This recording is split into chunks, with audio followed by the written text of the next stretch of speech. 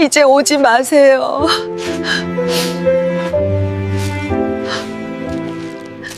63년을 살면서 단 한 번도 무너지지 않으려 버텨온 사람이 그 짧은 네 글자에 그만 모든 것이 허물어지고 있었습니다. 그래, 내가 외롭다. 근데 그게 죄냐, 이 사람아. 아들의 눈을 똑바로 바라보는 그 눈빛 안에는 분노보다 깊은 것, 오래 혼자였던 사람만이 가질 수 있는 서러움이 가득 차 있었습니다. 사연을 시작하기 전에 구독과 좋아요를 눌러주시면 정말 감사하겠습니다. 댓글로 소원을 하나씩 적어보세요. 제가 그 소원 함께 이뤄지길 기도하겠습니다. 죽겠네, 진짜. 한태수는 주전자 뚜껑을 내려놓으며 중얼거렸습니다.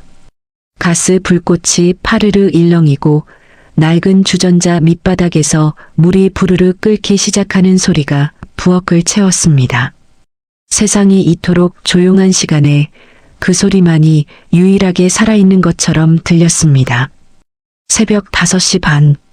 아직 서울 변두리의 골목은 어둠에 잠겨 있었습니다. 담벼락 위에 웅크린 길고양이 한 마리가 가로등 불빛 아래서 눈을 가늘게 떴다가 다시 눈을 감았습니다. 태수의 하루는 언제나 그 고양이보다 먼저 시작되었습니다. 손때가 잔뜩 묻은 라디오에서 낮고 중얼거리는 목소리가 흘러나왔습니다. 새벽 뉴스, 어디선가 사고가 났고 어디선가 비가 온다는 예보였습니다. 태수는 그 말들을 거의 듣지 않았습니다. 그저 소리가 있다는 사실이 중요할 뿐이었습니다. 소리가 없으면 이 집이 너무 컸습니다. 42평 단독주택. 세 식구가 살기에 딱 맞는 크기였던 집은 이제 한 사람이 살기엔 터무니없이 넓었습니다.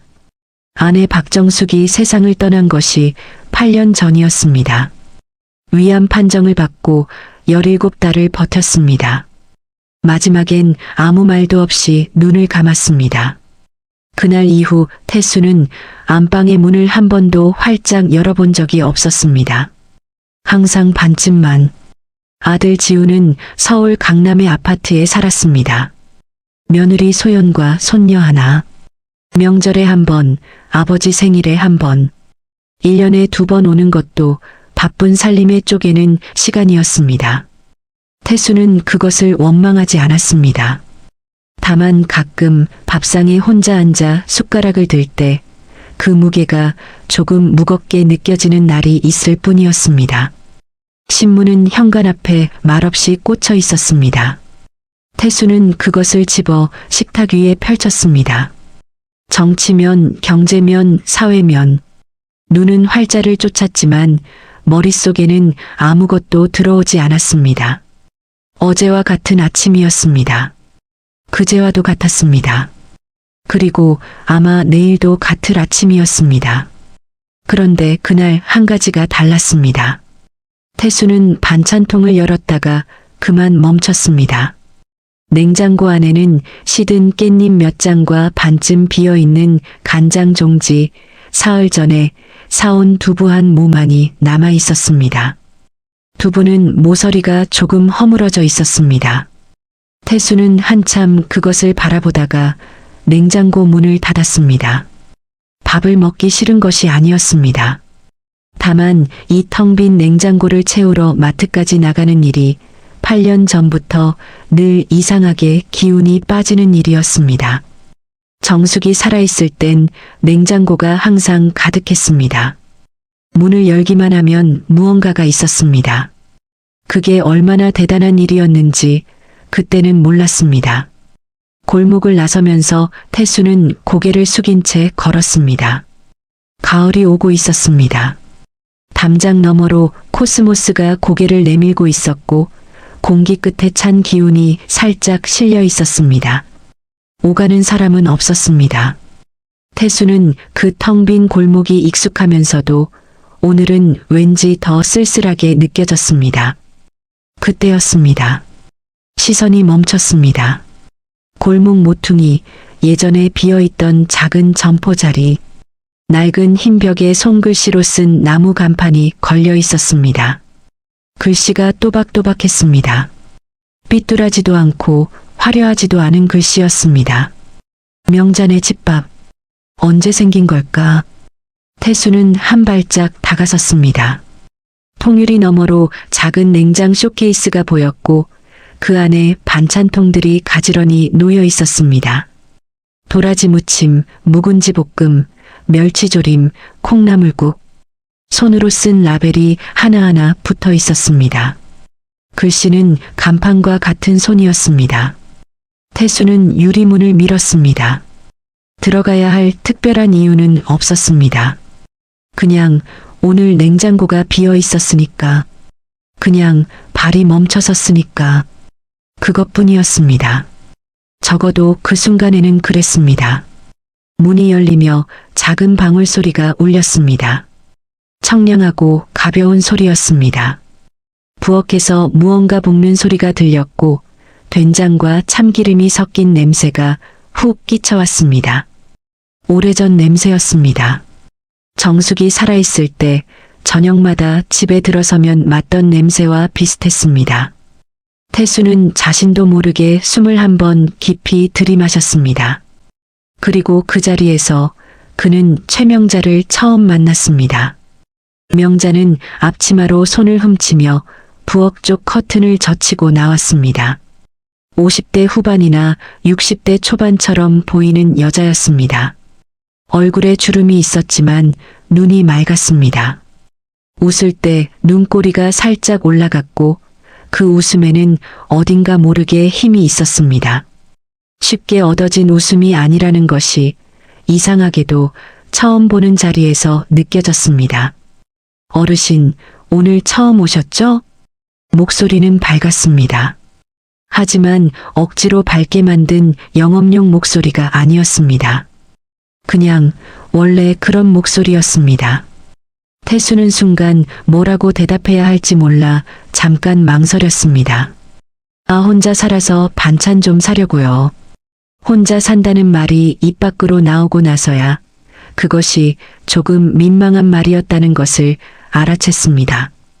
이상하게 그 단어가 가게 안에서 크게 울렸습니다.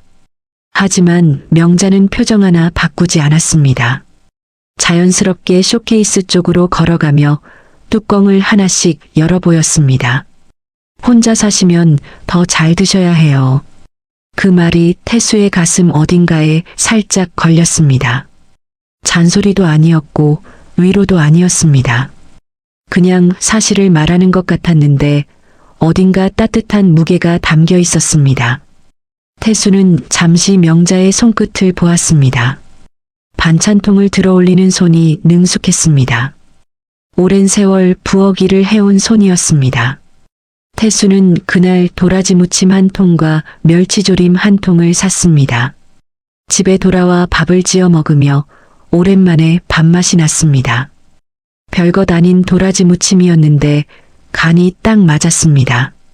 조금 짜지도 싱겁지도 않은 딱 밥 한 공기에 맞는 간이었습니다. 다음 날도 태수는 반찬 가게 앞을 지나쳤습니다. 간판 앞에서 발이 잠깐 느려졌습니다. 어제 산 반찬이 아직 남아 있었습니다. 들어갈 이유가 없었습니다. 그래서 그냥 지나쳤습니다. 그런데 모레 또 들어갔습니다. 그렇게 일주일이 지났습니다. 태수는 어느새 이틀에 한 번꼴로 반찬 가게를 찾고 있었습니다. 명자는 태수가 오면 항상 먼저 알아봤습니다. 특별히 반가운 척을 하는 것도 아니었고 그렇다고 모른 척을 하는 것도 아니었습니다. 그냥 손님이 왔으니 반찬을 내어주는 것인데 그 안에 작은 정성이 담겨 있었습니다. 어떤 날은 반찬을 담으면서 말했습니다. 어르신은 짠 거 별로 안 좋아하시죠? 오늘 조림간 조금 낮췄어요. 태수는 그 말에 대꾸를 잘 못했습니다. 자신이 짠 음식을 별로 좋아하지 않는다는 것을 명자가 어떻게 알았는지 몰랐습니다. 그런데 명자는 알고 있었습니다. 아마도 태수가 입에 잘 안 맞는 표정을 지을 때 보아두었던 것이겠지만 그 사소한 관찰이 태수에게는 이상하게 마음에 걸렸습니다. 좋은 의미로. 어느 날은 명자가 먼저 이야기를 꺼냈습니다. 고향이 어디냐고 했습니다. 태수가 충남 논산이라고 하자 명자도 웃으며 자신은 전북 김제라고 했습니다. 서로 충청도와 전라도였지만 비슷한 논농사 고향이라 말이 잘 통했습니다. 어린 시절 이야기, 서울에 처음 올라왔을 때 이야기. 말을 많이 하는 사람들이 아니었는데 이상하게 짧은 대화들이 쌓여갔습니다. 어느 날은 명자가 아이들 이야기를 했습니다. 아들 하나가 지방에 살고 딸 하나는 캐나다에 있다고 했습니다. 명절에도 잘 못 온다고 웃으면서 말했습니다. 웃었지만 그 눈빛에는 잠깐 무언가가 스쳤습니다. 태수는 그 눈빛을 알았습니다. 자신도 자주 그런 눈을 했으니까. 두 사람은 그렇게 서로가 비슷하게 혼자라는 것을 알게 되었습니다. 말하지 않아도 아는 그런 종류의 이해였습니다. 변화는 조용히 왔습니다. 어느 날 태수는 아침에 일어나 라디오를 켜면서 어젯밤 명자가 했던 말을 생각했습니다. 고구마가 요즘 달다고 내일 고구마 조림 해놓겠다고 했습니다. 별말이 아니었는데 잠들기 전에 한 번 더 떠올랐습니다. 그리고 깨어나서도 한 번 더. 태수는 오전에 산책을 나갔습니다. 전에는 딱히 방향 없이 골목을 걷다가 돌아왔지만 요즘은 발걸음이 자연스럽게 반찬 가게 쪽으로 향했습니다. 반찬을 사러 간다기보다 그냥 그쪽 방향이 걷기에 좋다는 식으로 스스로에게 말했습니다. 하지만 사실은 알고 있었습니다. 명자네 가게 창문에 불이 켜져 있으면 마음이 조금 가벼워진다는 것을. 동네 사람들은 눈이 밝았습니다. 골목 입구 쪽에 사는 김순옥은 반찬 가게와 새집 떨어진 곳에 살았습니다. 아침마다 화단에 물을 주는 것이 습관인 여자였는데 태수가 골목을 지나갈 때마다 한마디씩 건네는 것도 습관이었습니다. 그날은 태수가 반찬 가게 방향에서 돌아오는 것을 보고 호스를 내려놓으며 말했습니다. 태수 씨, 요즘 얼굴 좋아졌네? 태수는 그 말에 순간 멈칫했습니다. 얼굴이 좋아졌다니. 스스로는 전혀 몰랐던 말이었습니다. 아무것도 달라진 것이 없다고 생각했는데 남의 눈에는 무언가가 보였던 것입니다. 그런가요? 순옥은 씩 웃으며 말했습니다. 반찬 가게 때문이지 뭐. 태수는 아무 말도 하지 못했습니다. 아무것도 아니라고 말하려다가 그 말이 거짓말이 될 것 같아서 입을 다물었습니다. 순옥은 이미 호스를 다시 들고 화단에 물을 주고 있었습니다. 더 묻지 않았습니다. 그 무심한 한마디가 오히려 더 날카롭게 심장 어딘가를 건드렸습니다. 집으로 돌아오는 길에 태수는 골목 담벼락에 기대어 하늘을 올려다보았습니다. 구름이 느리게 흘러갔습니다. 몇 년째 이 골목을 걸었지만 하늘을 이렇게 올려다본 것이 언제였는지 기억이 나지 않았습니다. 명자를 좋아하는 것인지 태수는 스스로에게 직접 묻지 않으려 했습니다. 그 물음이 너무 무거웠습니다. 63년을 살면서 배운 것 중 하나는 스스로에게 솔직해지는 일이 생각보다 많은 용기를 필요로 한다는 것이었습니다. 특히 오래 혼자 살아온 사람에게는. 하지만 분명한 것은 있었습니다. 가게에 들어서면 된장과 참기름 냄새가 나고 명자가 웃으며 반찬통을 내어주고 오늘은 간 조금 낮췄어요. 라는 말을 들을 때면 이상하게 배가 차오르기 전에 먼저 마음이 채워지는 기분이었습니다. 그 감각이 오랫동안 잊고 있던 것이었습니다. 태수는 오래된 주전자를 새 것으로 바꾸었습니다. 특별한 이유는 없었습니다. 그냥 가게 앞을 지나다가 주전자가 눈에 들어왔고 예쁘다는 생각이 들었습니다. 까만 무광 주전자였습니다. 집에 돌아와 선반 위에 올려두고 보니 낡은 부엌이 조금 달라 보였습니다. 태수는 그것이 주전자 때문인지 아니면 다른 이유인지 한동안 생각하다가 그냥 두었습니다. 설레는 것인지 아니면 그저 작은 일상의 변화에 익숙해지는 것인지 그 경계가 어디인지 태수 자신도 아직은 몰랐습니다. 다만 가을이 깊어지는 골목에서 그의 발걸음이 조금씩 가벼워지고 있다는 것은 분명했습니다. 지훈이 온 것은 토요일 오전이었습니다.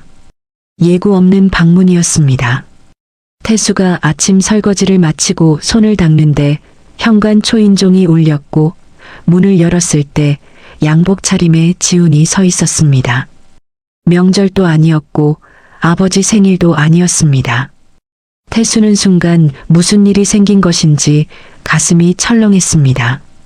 별일은 없지? 네. 그냥 왔습니다. 그냥 이라는 말이 어색하게 들렸습니다. 지훈은 원래 그냥 오는 아들이 아니었습니다. 항상 오기 전에 문자라도 한 통 보냈고 방문에는 늘 이유가 있었습니다. 태수는 아들을 거실로 들이고 냉장고를 열었습니다. 요즘은 냉장고가 늘 채워져 있었습니다. 명잔에 반찬들이 가득했습니다. 지훈에게 물 한 잔을 내밀며 태수는 아무렇지 않게 자리에 앉았습니다. 지훈은 거실을 한 바퀴 둘러봤습니다. 뭔가를 찾는 눈빛이었습니다. 태수는 그것을 느꼈지만 모른 척했습니다. 잠시 후 지훈이 말했습니다. 아버지, 요즘 반찬 가게 자주 간다면서요? 태수는 컵을 내려놓으며 잠시 멈췄습니다. 아무렇지 않은 목소리로 대꾸하려 했는데 순간 그 질문 안에 담긴 무게가 느껴졌습니다. 이것이 방문의 이유였습니다. 누가 그러디? 동네에서 다 안다네요. 지훈은 물잔을 두 손으로 감싸고 아래를 내려다봤습니다. 말을 고르는 것이 보였습니다. 그리고 천천히 말했습니다. 아버지 혹시 그 여자랑 가까워지는 거 아니죠? 태수는 말문이 막혔습니다. 그 여자. 명자를 그 여자라고 부르는 지훈의 목소리에 조심스러움과 경계심이 동시에 담겨 있었습니다. 태수는 잠시 지훈을 바라보았습니다. 어느새 40대가 된 아들의 얼굴은 젊었지만 그 눈빛 안에는 어머니를 잃었던 어린 시절의 상처가 아직 남아있는 것처럼 보였습니다. 태수는 뭐라고 대답해야 할지 몰랐습니다. 가깝다는 것이 무슨 의미인지, 반찬 가게에 자주 가는 것이 가까워지는 것인지, 아니면 그것보다 더 솔직한 무언가가 있는 것인지, 스스로도 정리되지 않은 것들을 아들에게 설명할 언어가 없었습니다. 결국 태수는 아무 말도 하지 못한 채 자리에서 일어났습니다. 부엌으로 가서 물을 한 잔 더 따랐습니다. 지훈은 그 침묵을 어떻게 읽었는지 더 묻지 않았습니다. 두 사람은 오전 내내 별말 없이 앉아 있다가 지훈이 점심 전에 자리를 떴습니다. 문이 닫히고 나서 태수는 한참 현관 앞에 서 있었습니다. 등이 좀 무거웠습니다. 아들이 걱정하는 것을 모르지 않았습니다. 어머니 자리를 누군가가 채우는 것에 대한 두려움, 아버지가 외로움을 이용당하는 것에 대한 경계, 그 마음들이 잘못된 것이라고 할 수 없었습니다. 그런데도 그 무게가 유독 오늘은 무겁게 느껴졌습니다. 그로부터 며칠 뒤였습니다. 명자는 점심 준비를 하고 있었습니다. 오전장을 보고 온 뒤 두부찌개를 올려놓고 콩나물을 다듬는 중이었습니다. 가게는 점심 전 조용한 시간이었고 문 밖에 가을 햇살이 골목을 가득 채우고 있었습니다. 그때 유리문 밖으로 두 사람이 보였습니다. 젊은 여자와 남자였습니다. 가게 앞에서 잠깐 멈추더니 안을 살펴보았습니다. 명자는 손님이구나 싶었습니다. 그런데 두 사람은 안으로 들어오지 않았습니다. 가게 유리 너머로 안을 들여다보다가 몸을 돌려 낮은 목소리로 이야기를 나눴습니다. 명자는 자연스럽게 그쪽으로 귀가 열렸습니다. 그리고 들렸습니다. 여자의 목소리였습니다. 나지막했지만 골목 특유의 소리 반사 때문에 가게 안까지 또렷하게 닿았습니다. 아버지 재산 노리고 접근하는 거 아닐까요? 명자의 손이 멈췄습니다. 콩나물 한 줌을 쥔 채 그 자리에 굳었습니다. 남자가 작게 대꾸했습니다. 알아들을 수 없는 말이었습니다. 그리고 두 사람은 걸어갔습니다. 천천히 아무것도 모르는 사람처럼. 명자는 한동안 그 자리에 서 있었습니다. 가스 불 위에서 찌개가 부글부글 끓었습니다. 콩나물이 손에서 흘러내렸습니다. 그것을 바닥에서 주울 생각을 못했습니다. 재산, 접근, 그 두 단어가 머릿속에서 떠나지 않았습니다. 명자는 오래 생각했습니다. 그 젊은 남자가 태수의 아들임을 금방 알 수 있었습니다. 비슷한 눈매였고 며칠 전 태수가 아들 이야기를 하면서 흘끗 보여주었던 핸드폰 사진 속 얼굴이었습니다. 그들이 의심하는 것이 명자였다는 것을 그녀는 이미 알고 있었습니다. 명자는 앞치마로 손을 닦고 부엌 구석에 쭈그려 앉았습니다. 50이 넘어서 시작한 가게였습니다. 남편이 일찍 세상을 떠나고 혼자 두 아이를 키웠습니다. 반찬 솜씨 하나로 여기까지 왔습니다. 남에게 손 벌린 적 없었고 남의 것을 탐낸 적도 없었습니다. 그런데 그 한 문장이 50몇 년의 삶을 단숨에 아무것도 아닌 것으로 만들어버리는 것 같았습니다. 그날 오후 동네 소문은 빨랐습니다. 순옥이 명자에게 왔습니다. 머뭇거리다가 말했습니다. 명자 씨, 그 말 들었어요? 태수 씨 아들이 그런 말을 했다던데. 명자는 이미 알고 있었지만 순옥의 입으로 다시 듣는 그 말은 더 무겁게 느껴졌습니다. 소문이 된 것이었습니다. 골목에 퍼진 것이었습니다. 이제 이 골목에서 자신은 태수의 재산을 노리고 접근한 여자가 되는 것이었습니다. 명자는 그날 일찍 가게 문을 닫았습니다. 손님이 두어 명 더 왔지만 문 닫혔다는 것을 보고 돌아갔습니다. 명자는 안에서 불을 끄고 혼자 앉아 있었습니다. 어두운 가게 안에서 냉장 쇼케이스만 혼자 윙윙 소리를 냈습니다. 다음 날 아침 태수가 가게를 찾았습니다. 문은 열려 있었습니다. 명자는 카운터 뒤에 있었습니다. 하지만 태수를 보는 눈빛이 달랐습니다. 전날까지 그 자리에 있던 따뜻한 것이 빠져 있었습니다. 반찬을 담는 손이 조금 굳어 있었습니다. 말이 짧았습니다. 태수는 무언가 달라졌다는 것을 느꼈습니다. 그러나 이유를 알 수 없었습니다. 반찬을 받아들고 가게를 나서면서 어쩐지 뒤가 무거웠습니다. 문이 닫히는 소리가 오늘은 조금 다르게 들렸습니다. 방울 소리는 예전과 같았습니다. 하지만 그 소리 뒤에 무언가가 조용히 닫히는 기분이었습니다. 사흘이 지났습니다. 태수는 그동안 반찬가게 앞을 3번 지나쳤습니다. 한 번은 들어가다가 문 앞에서 발을 돌렸습니다. 명자의 달라진 눈빛이 머릿속에 남아 있었습니다. 무엇이 잘못된 것인지 알 수가 없었습니다.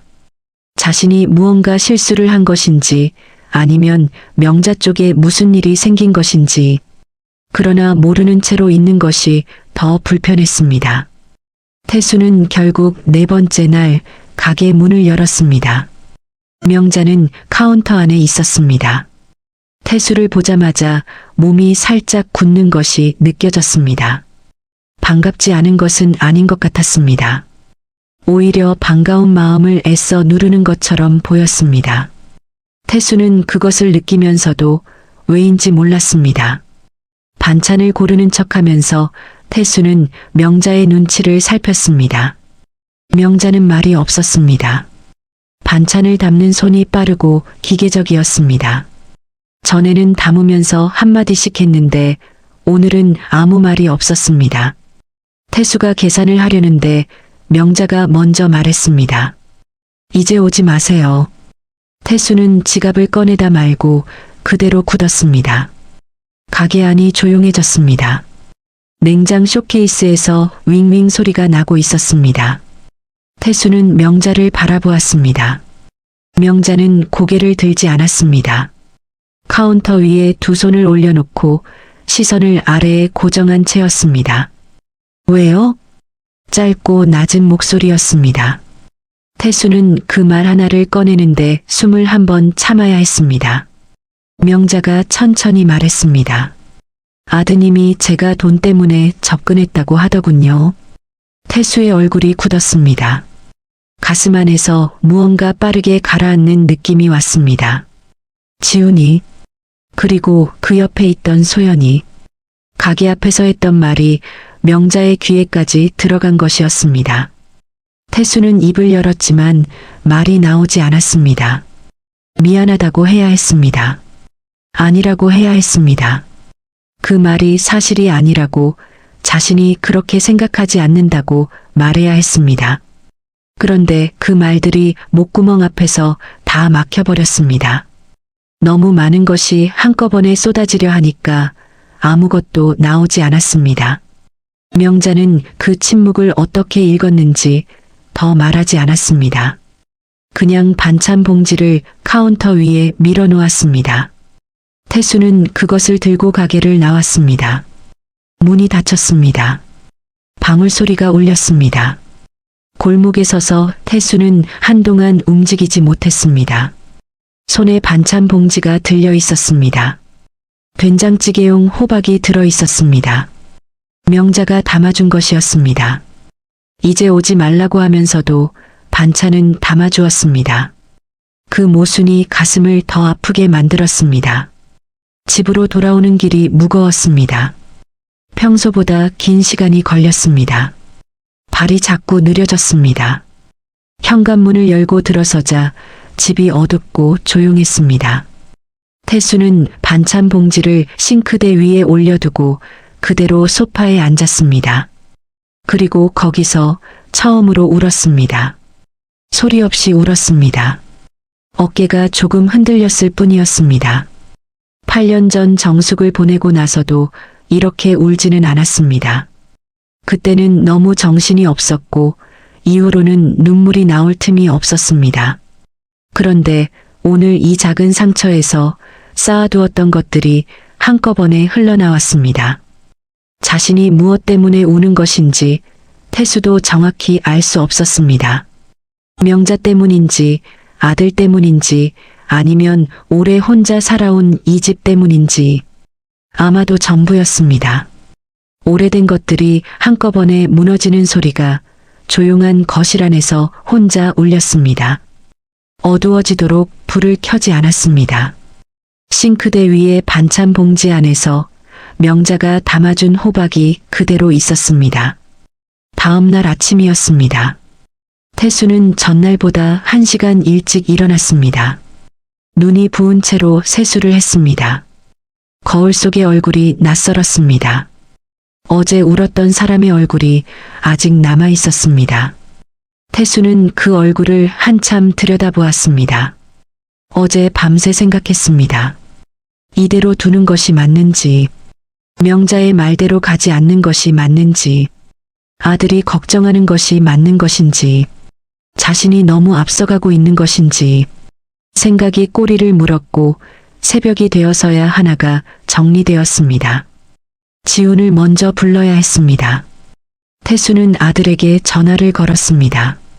토요일 오전이라 받았습니다. 짧게 말했습니다. 오늘 와라. 지훈은 무슨 일이냐고 물었지만 태수는 대답하지 않았습니다. 그냥 와라. 한 번만 더 말하고 끊었습니다. 2시간 뒤 지훈이 왔습니다. 이번에는 소연 없이 혼자였습니다. 태수는 미리 끓여둔 숭늉을 내밀었습니다. 두 사람은 마주 앉았습니다. 태수가 먼저 말을 꺼냈습니다. 지훈아. 네.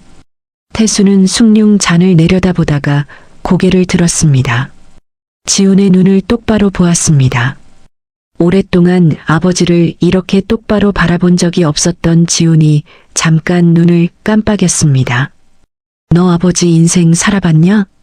지훈의 입이 잠깐 열렸다가 다시 닫혔습니다. 예상하지 못한 말이었습니다. 태수는 말을 이었습니다. 빠르지 않았습니다. 오래 생각한 말을 차분하게 꺼냈습니다. 어미 보내고 8년이다. 8년 동안 이 집에서 밥 혼자 먹고 라디오 켜놓고 자고 명절에 내가 한 번 오면 그게 제일 큰 일이었어. 그게 잘못이냐? 지우는 아무 말도 못했습니다. 명자 씨는 그냥 반찬가게 주인이다. 내가 먼저 간 거고 내가 먼저 이야기 나눈 거야. 거기에 내가 왜 그런 말을 하냐? 지우는 고개를 숙였습니다. 어머니 자리를 지키고 싶었다는 말을 하려다가 그 말이 얼마나 낡은 것인지 스스로 느낀 것 같았습니다. 어머니는 8년 전에 떠났습니다. 그리고 아버지는 8년을 그 빈자리와 함께 이 집에 있었습니다. 태수는 마지막으로 말했습니다. 내 인생은 내가 산다. 처음으로 단호한 목소리였습니다. 지훈에게도 스스로에게도 그 말을 입 밖으로 꺼내는 순간 태수는 무언가가 가슴 안에서 단단해지는 것을 느꼈습니다. 오래 눌려있던 것이 제자리를 잡는 느낌이었습니다. 지우는 고개를 숙인 채 한동안 있다가 조용히 말했습니다. 죄송합니다, 아버지. 태수는 대답하지 않았습니다. 하지만 숭늉 잔을 지훈 쪽으로 조금 더 밀어주었습니다. 그것으로 충분했습니다. 두 사람은 한동안 말없이 마주 앉아 있었습니다. 창밖으로 가을바람이 지나갔습니다. 낙엽 하나가 창문에 붙었다가 떨어졌습니다. 지훈이 돌아간 뒤 태수는 오래 앉아 있었습니다. 마음이 무겁지 않았습니다. 오히려 조금 가벼웠습니다. 처음으로 아들에게 자신의 말을 한 것 같았습니다. 아버지로서가 아니라 한 사람으로서. 이틀이 더 지났습니다. 태수는 그 이틀 동안 반찬가게 앞을 지나치지 않았습니다. 골목 안쪽 방향으로 산책을 돌렸습니다. 명자에게 해야 할 말이 있었지만 그것을 어떻게 꺼내야 하는지 정리가 필요했습니다. 무엇을 말하려는 것인지 스스로에게 물었습니다. 아들 대신 사과하려는 것인지 아니면 오해라고 해명하려는 것인지. 그런데 그것만이 아니었습니다. 그보다 먼저 해야 할 말이 있었습니다. 오래 미뤄두었던 말, 스스로도 인정하지 않으려 했던 말. 태수는 사흘째 되는 날 아침 일찍 반찬가게 앞에 섰습니다. 가게 문이 열리기 전이었습니다. 아직 뚜껑을 열지 않은 쇼케이스 안에서 반찬통들이 가지런했습니다. 유리문에 이른 아침 햇살이 비쳤습니다. 조금 뒤 안쪽에서 발소리가 났습니다. 문이 열렸습니다. 명자가 나오다가 태수를 보고 멈췄습니다. 놀란 눈이었습니다. 그리고 잠시 망설이는 눈이었습니다. 문을 다시 닫으려는 것인지 그냥 들여보내야 하는 것인지 결정을 못하는 것처럼 보였습니다. 태수가 먼저 말했습니다. 명자 씨. 명자는 아무 말도 하지 않았습니다. 그냥 문을 잡은 채 서 있었습니다. 난 명자 씨 좋아합니다. 골목이 조용했습니다. 멀리서 새소리가 들렸습니다. 명자의 눈이 흔들렸습니다. 손이 문손잡이를 조금 더 꽉 쥐었습니다. 하지만 아드님이. 태수가 말했습니다. 내 인생입니다. 목소리가 흔들리지 않았습니다. 아들에게 했던 그 말을 이번에는 명자에게 했습니다. 같은 말이었지만 무게가 달랐습니다. 아들에게는 선언이었고 명자에게는 고백이었습니다. 명자는 한참 태수를 바라보았습니다. 눈가에 무언가가 차오르는 것이 보였습니다. 명자는 그것을 억누르려는 듯 고개를 약간 내렸다가 다시 들었습니다. 태수는 더 말하지 않았습니다. 충분히 말했습니다. 이것이 전부였습니다. 재산도 없었고 계획도 없었습니다. 그냥 이 사람이 좋았습니다. 된장 냄새 나는 부엌과 간을 조금 낮춰주는 손과 웃을 때 눈꼬리가 올라가는 얼굴이 좋았습니다. 혼자 사는 사람의 외로움을 말하지 않아도 아는 눈빛이 좋았습니다. 그것이 전부였고 그것으로 충분했습니다. 명자는 잠시 후 문에서 손을 놓았습니다. 그리고 옆으로 비켜섰습니다. 들어오라는 말은 하지 않았습니다. 그러나 길을 열어주었습니다. 태수는 천천히 가게 안으로 들어섰습니다.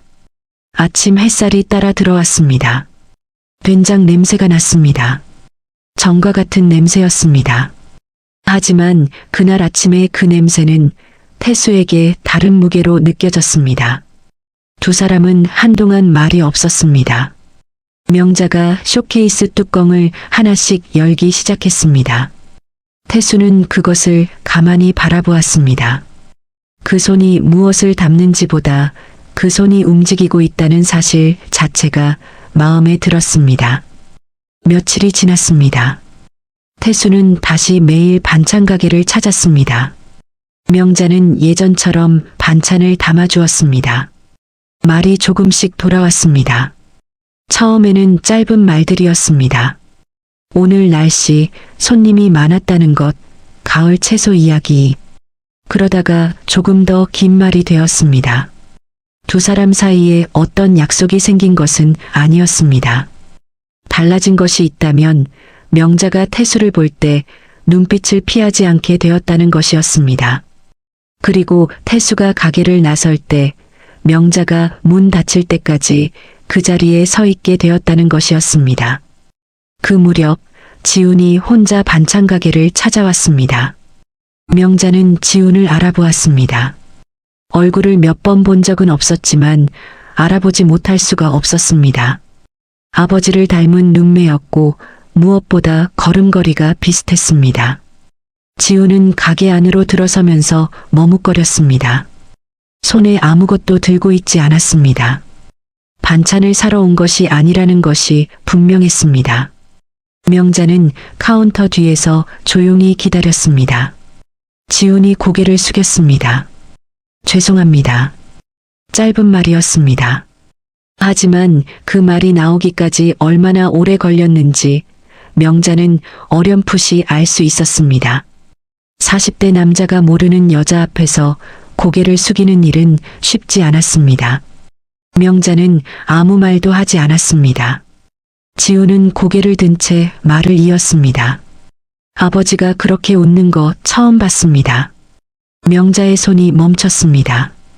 그렇게 웃는 거, 어떻게 웃는다는 것인지 구체적인 말은 없었지만 명자는 무슨 뜻인지 알았습니다. 억지로 웃는 것이 아닌 웃음, 손님이라서 웃는 것이 아닌 웃음, 그런 웃음을 아들이 알아보았다는 것이었습니다. 지훈이 말했습니다. 아버지 행복하시면 됩니다. 그것이 전부였습니다. 지훈은 더 말하지 않았습니다. 명자도 더 말하지 않았습니다. 지훈은 고개를 한 번 더 숙이고 가게를 나갔습니다. 문이 닫히면서 방울이 울렸습니다. 명자는 그 소리가 사라지고 나서도 한동안 그 자리에 서 있었습니다. 마음속에 무언가가 조용히 녹아내리는 기분이었습니다. 억울했던 것, 상처받았던 것, 그리고 그래도 태수를 만나는 것이 좋았던 것, 그 모든 것들이 한꺼번에 정리되는 느낌이었습니다. 그날 저녁 명자는 태수에게 전화를 했습니다. 처음으로 먼저 거는 전화였습니다. 짧게 말했습니다. 내일 가게 일찍 오세요. 드릴 게 있어요. 태수는 이유를 묻지 않았습니다. 그냥 알겠습니다. 하고 전화를 끊었습니다. 전화를 끊고 태수는 오래 핸드폰을 들고 있었습니다. 먼저 전화가 왔습니다. 명자에게서.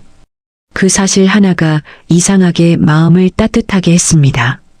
전화기를 내려놓고 태수는 처음으로 라디오를 끄고 잠자리에 들었습니다. 고요한 밤이었습니다. 그런데 조용하지 않았습니다.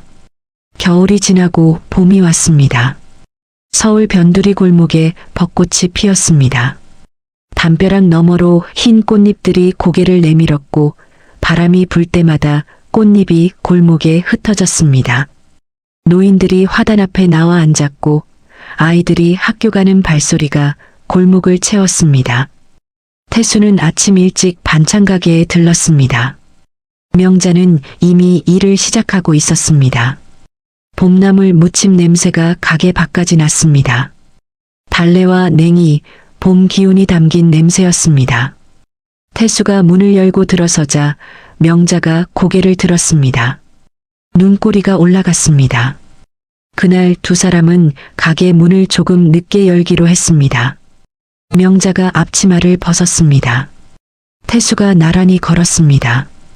골목 벚꽃길이었습니다. 좁은 골목 양쪽으로 벚나무가 늘어서 있었고 꽃잎이 눈처럼 내렸습니다. 두 사람은 천천히 걸었습니다. 빠른 걸음이 어울리는 길이 아니었습니다. 태수가 말했습니다. 우리 같이 늙어봅시다. 명자는 웃었습니다. 눈꼬리가 깊이 올라가는 웃음이었습니다. 봄볕 아래서 그 웃음이 따뜻하게 빛났습니다. 이미 늙었잖아요. 태수도 웃었습니다. 오래전에 잃어버렸다고 생각했던 웃음이었습니다. 어디에 있었는지 몰랐는데 이 골목 안에 있었습니다. 두 사람은 웃으면서 걸었습니다. 꽃잎이 머리 위에 내렸습니다. 명자의 머리카락에 꽃잎 한 장이 걸렸습니다. 태수가 그것을 보면서 손을 올렸다가 잠시 멈추었다가 조심스럽게 걷어냈습니다. 명자는 모른 척했습니다. 아니, 알면서 모른 척했습니다. 골목 끝에서 순옥이 화단에 물을 주다가 두 사람을 보았습니다. 호스를 내려놓고 씩 웃었습니다.